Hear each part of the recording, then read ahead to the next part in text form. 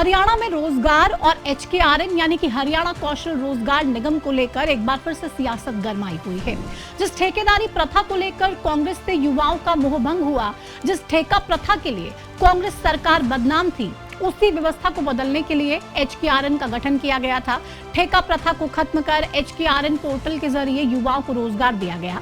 लेकिन अब विपक्ष की तरफ से HKRN पर सवाल उठाए जा रहे हैं और हैरानी की बात तो देखिए, जिनके लिए मुख्य विपक्षी दल ने पंचकुला में प्रदर्शन किया, उन HKRN कर्मचारियों तक ने विपक्ष के इस प्रदर्शन में हिस्सा नहीं लिया।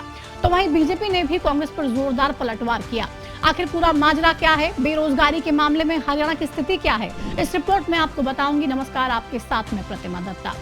हरियाणा में मुख्य विपक्षी दल यानी कि कांग्रेस नेताओं ने HKRN दफ्तर के बाहर विरोध प्रदर्शन किया, जिसका नेतृत्व नेता प्रतिपक्ष भूपेंद्र सिंह हुड्डा ने किया।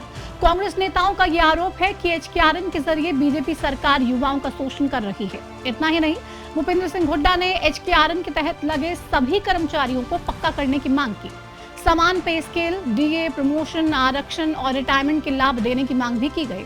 हुड्डा ने यह आरोप लगाया कि बीजेपी सरकार ने हरियाणा को बेरोजगारी का सिरमौर बना दिया है और साथ ही ये भी कहा कि कांग्रेस सरकार के दौरान 4 लाख सरकारी पद थे, जिन्हें बीजेपी ने घटाकर 2.5 लाख कर दिया है और ठेका प्रथा के जरिए दलितों, पिछड़ों और गरीबों का आरक्षण खत्म किया जा रहा है। आज समय आ गया, ये तो आज जो यहाँ पे है, सिंबॉलिक लगाओ या शुरुआत लगाओ या फिल्म से पहले ट्रेलर लगाओ, फिल्म तो चलानी है, अब चलेगी। आज मैं इस सरकार को चेतावनी देना चाहता हूँ, ये HKRN के जितने मुलाजिम हैं उनको पक्का नहीं करेंगे और अगली रेगुलाइज करेंगे, हम अपना काम करते रहेंगे। कैसे चेतावनी दे दें इनको, रुकेंगे नहीं अब जब तक ये पक्का नहीं करेंगे। मंजूर है। नेता विपक्ष के दावों में कितनी सच्चाई है? ताजा रिपोर्ट के मुताबिक हरियाणा में बेरोजगारी की क्या स्थिति है और कांग्रेस सरकार में ठेका प्रथा से युवाओं का शोषण होता था या अब HKRN के तहत, हम आपको वो भी बताएंगे। लेकिन उससे पहले कांग्रेस के आरोपों पर हरियाणा के मुख्यमंत्री नायब सिंह सैनी का क्या कुछ कहना है, वो आपको सुनवा देते हैं। हमने 1,20,000 कर्मचारियों को सुरक्षित किया है। जॉब सिक्योरिटी की गारंटी में दे रहा हूं ना जी। हमने विधानसभा में लेके आए ना, विधानसभा में आया ना, ये तो भाज गए थे, इन्हें तो पता भी नहीं है शायद। अंदर जब युवाओं का मुद्दा चल रहा था, ये उसके ऊपर नहीं बैठते, नहीं सुझाव नहीं देते, उस टाइम वॉकआउट कर जाते हैं, भाग जाते हैं। यानी कि साफ है, शायद कांग्रेस के नेता या तो भूल गए या फिर उन्हें मालूम नहीं कि विधानसभा में बिल पास हो चुका है। 1,20,000 HKRN कर्मचारियों को जॉब सिक्योरिटी देने का काम नायब सरकार कर चुकी है, लेकिन जब विधानसभा सत्र चलता है तब कांग्रेस नेता वहां पर रुक नहीं पाते, उन्हें भागने की जल्दी होती है। शायद यही कारण है कि कांग्रेस ने ये विरोध प्रदर्शन किया। इतना ही नहीं, युवा मामलों के मंत्री गौरव गौतम ने भी कांग्रेस के प्रदर्शन को आधारहीन बताया और कहा कि कांग्रेस को शर्म आनी चाहिए। ठेकेदारी प्रथा पर 10-12 हजार रुपए में युवाओं को रखते थे, लेकिन मिलते थे 6 से 7 हजार।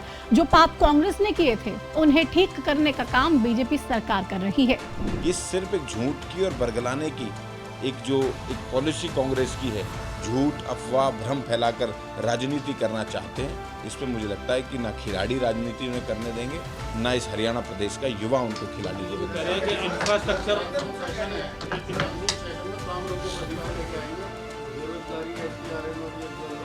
मैंने HKRN पे आपको स्पष्टीकरण कर दिया, किस प्रकार से उनके पाप थे, उनको धोने का काम नायब सिंह सैनी से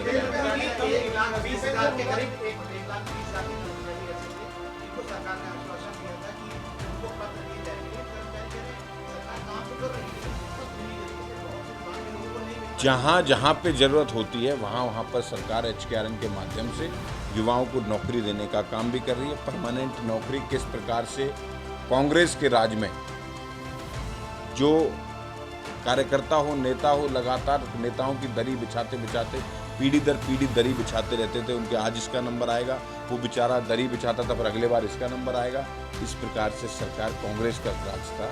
अभी नायब सिंह सैनी सरकार की नीति है, प्रतिभा के आधार पर, योग्यता के आधार पर। गरीब का बच्चा भी आप गाँव में जाकर देखोगे, पता करोगे तो एक गाँव ऐसे हैं, मैं अपनी कॉन्स्टिट्यूंसी की बात कर रहा हूँ, 50-50 लोग जिनके घर में सुबह कैसे आटा बने, खाना बनेगा, उसकी चिंता हो। अब आप समझिए, HKRN का विरोध करने वाले वही चेहरे हैं जिनके शासन काल में ठेका प्रथा से युवा परेशान थे। कांग्रेस शासन में होता था युवाओं का शोषण। पिछली सरकारों के समय युवाओं का शोषण होता था। डीसी रेट के नाम पर लूट मचाई जाती थी। सिफारिश और कमीशन का धंधा चरम पर था। उस वक्त ना मेरिट थी, ना पारदर्शिता, बस थी तो सिर्फ सिफारिश और लूट की व्यवस्था। खर्ची पर्ची का खेल सिर्फ ठेका प्रथा में ही नहीं बल्कि पक्की सरकारी नौकरियों में भी यही तौर तरीका रहा है। लेकिन प्रदेश की बीजेपी सरकार ने इस व्यवस्था को बदला। बिना खर्ची पर्ची और मेरिट के आधार पर नौकरियां हरियाणा में दी जाने लगी। युवाओं में सरकार के प्रति भरोसा जगा और युवाओं ने मेहनत के दम पर नौकरी पाना शुरू किया। और आज अगर बेरोजगारी की बात करें तो हरियाणा में बेरोजगारी की दर भी काफी तेजी से घटी है। प्रदेश में सांख्यिकी मंत्रालय के आंकड़ों के मुताबिक अक्टूबर-दिसंबर 2021 में राज्य की कुल बेरोजगारी दर 11.5% थी, जो अप्रैल-जून 2026 में घटकर 4.8% रह गई है, जो पड़ोसी राज्य हिमाचल और पंजाब से भी कम है। हिमाचल में 6.3 और पंजाब में 8.5% बेरोजगारी है। यही वजह है कि विपक्ष के इस प्रदर्शन का युवाओं ने समर्थन नहीं किया। एक तरफ जहां कांग्रेस के इस प्रदर्शन को आधारहीन प्रदर्शन कहा जा रहा है, तो वहीं नायब सिंह सैनी सरकार HKRN को शोषण मुक्त और पारदर्शी मॉडल बता रही है और पहले से ही जॉब सिक्योरिटी का कानून पास करने की बात कही जा रही है।